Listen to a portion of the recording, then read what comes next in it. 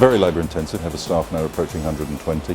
For commercial and industrial waste, the only real way currently to segregate that is by hand picking. It's an unwanted material for one company, but it is very much a resource for us and for the world in general. Passport to Export came along and it just opened our eyes very much to what was possible on a global basis.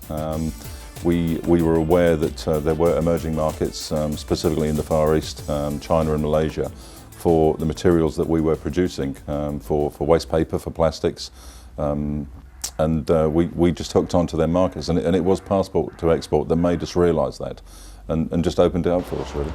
The whole export business was a very daunting prospect. We were then really a relatively small local family business, and the thought of exporting a lot of these materials to China, and just how do you go about doing that? Where do you start from? And Passport to Export simplified that whole process and just made the process extremely easy. Our first question, if you will, was well, who can we sell this material? Who is buying this material that we wish to sell? Through Passport to Export, they arranged marketing reports for us to come from the British consulate in Shanghai, for instance, and they went out and researched that end of it for us, and came back and gave us a whole list of possible purchasers of our material. It was then down to us to contact them purchasers, but with a great deal of help through Passport to Export in the way to approach it, what paperwork is required, what regulation there was for us to do that. We would otherwise have to market through other agencies or on a much more local basis. This has obviously, as you say, opened it up globally for us. We can now go straight to where the material's being reprocessed into a new raw product.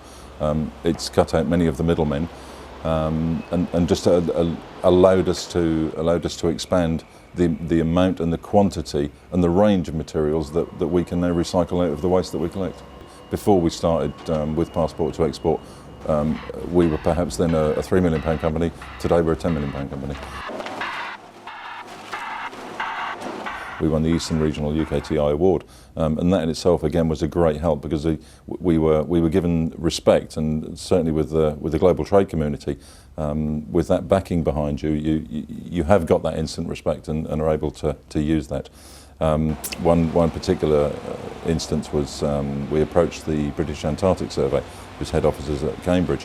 And at the time they were landfilling most of the waste from the Antarctic stations in a landfill site in the Falklands, and we approached them and suggested that they might like to bring all the material back to the UK and have it all recycled, and that scheme in itself has grown significantly and has been a huge success, both for them and for us, and that shows the power behind being able to fly that UKT&I flag.